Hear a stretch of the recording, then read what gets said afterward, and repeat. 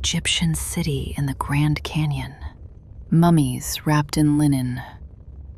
Hieroglyphs cut into stone. An anonymous article in the Arizona Gazette, April 5, 1909, said an explorer found all of it. None of it adds up. It never did. 117 years later, the story moves faster than ever. The article ran 6 columns on the front page, and then it disappeared from the record. For most of the 20th century, almost nobody knew it existed. Then, in 1992, the fringe history author David Hatcher Childress republished it in a paperback. The internet found it around 2010. The algorithm found it sometime after that. And here's the part that's worth sitting with. Not one of the people sharing it has bothered to check whether the explorer named in the article ever lived, because if they had, they'd know the story isn't really about an Egyptian city.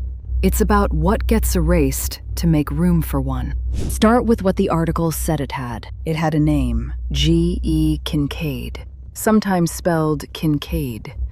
It had a sponsor, the Smithsonian Institute. That's how the article spelled it. It had a lead scientist, Professor S.A. Jordan. It had specifics. An entrance 42 miles up the Colorado River in the Marble Canyon stretch. A tunnel that ran almost a mile back into the rock. A central chamber large enough to hold tens of thousands of people. Hieroglyphs cut into the walls. Copper tools sharpened in storage rooms. Mummies wrapped in linen, set in tiered crypts. A statue, possibly Buddhist, seated cross-legged with a lotus in one hand. The story read like an inventory, which is part of why it worked.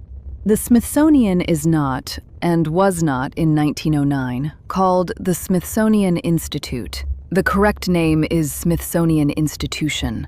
It's the kind of mistake nobody who actually worked there would ever make. And there's no record that anyone named Jordan or Kinkaid ever did, because something was found in that canyon, just not what the article said. In 2000, after years of public inquiries, the Smithsonian's Department of Anthropology issued a formal statement. I went and pulled it. It runs 2 sentences. The Smithsonian's Department of Anthropology has searched its files without finding any mention of a Professor Jordan, Kinkaid, or a lost Egyptian civilization in Arizona. No expedition on record, no correspondence, no artifacts, no accession numbers, nothing. That should have settled it. It didn't. Because the rebuttal that should have settled it had actually been published 91 years earlier. On April 16, 1909, 11 days after the original article, a paper called the Coconino Sun ran its own response. The Sun was based in Flagstaff, Arizona, much closer to the canyon than Phoenix. Its editor was the kind of small-town newsman who knew every river guide and trading post within 100 miles. He called the story a Mulhattan story. In 1909, that was newspaper code for fabrication. The entrance, described in the original article, was, according to the paper's editor, in a location that only a man with a very vivid imagination could reach. Nobody at the river outfitters had ever heard of an explorer named Kinkaid. Nobody at the trading posts had either. The article was a fabrication. The Coconino Sun said so 11 days after publication. Nobody listened.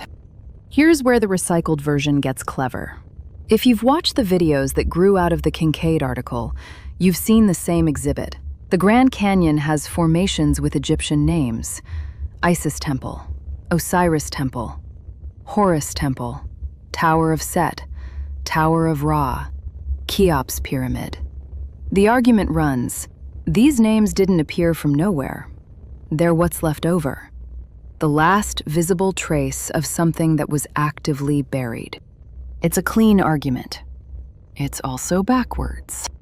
The names were assigned by a U.S. Army geologist named Clarence Dutton between 1880 and 1882.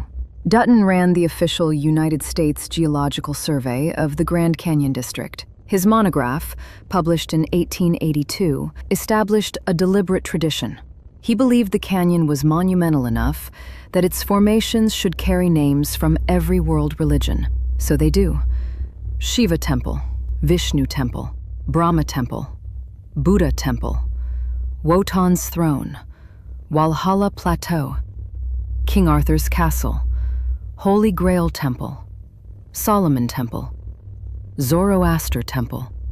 23 temples in total, pulled from Hindu, Buddhist, Norse, Arthurian, Biblical, Greek, Roman, and Egyptian sources.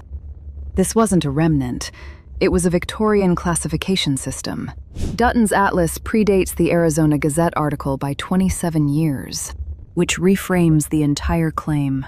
It wasn't that the Egyptian names hinted at a real Egyptian presence. It was that the names existed first, and the anonymous author of the 1909 article almost certainly used them as scaffolding. The Hoax borrowed its furniture from a USGS atlas. Now turn the camera the other way. People have lived in and around the Grand Canyon for roughly 10,000 years. Between AD 800 and 1200, a culture archaeologists call the ancestral Puebloans, older sources called them the Anasazi, built a permanent presence in the canyon walls. Multi-story dwellings cut into the cliffs, painted ceramics, granaries set hundreds of feet above the river floor, ceremonial chambers, trade goods that arrived from as far as the Pacific coast and the Gulf of California. In one stretch of the canyon, deep on the northeastern rim, there's a place called Nankoweap. A 1963 survey published in American Antiquity, led by the archaeologist Douglas W. Schwartz, documented 48 separate sites in Nankoweap Canyon alone. Granaries built into overhangs, stone walls plastered tightly enough that the air inside has been sealed for centuries, petroglyphs that no one alive can fully translate, water control structures that suggest a population large enough to need them. The construction concentrates between AD 1050 and 1150. Between 2007 and 2009, a follow-up survey along the Colorado River corridor documented more than 400 additional sites that had never been formally registered. Not buried, not lost, just unvisited. And here's the part that doesn't get said out loud. While the Egyptian hoax has spent more than a century circling the internet, the actual archaeology of the Grand Canyon has been sitting in plain view, in peer-reviewed journals, and almost nobody outside the field has read a single one of those papers. Around the year 1150, the ancestral Puebloans began to leave the canyon. Not all at once, over generations, one settlement at a time. Before they went, they did something specific. They sealed the granaries at Nankoweap.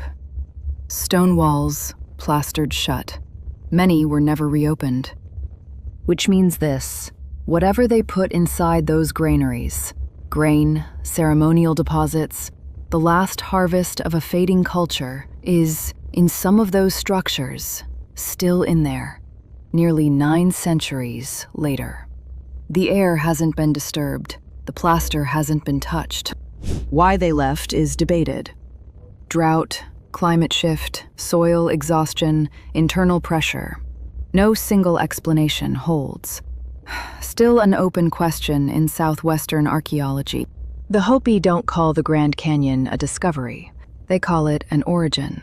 There's a place at the confluence of the Little Colorado and the Colorado called the Sipapuni.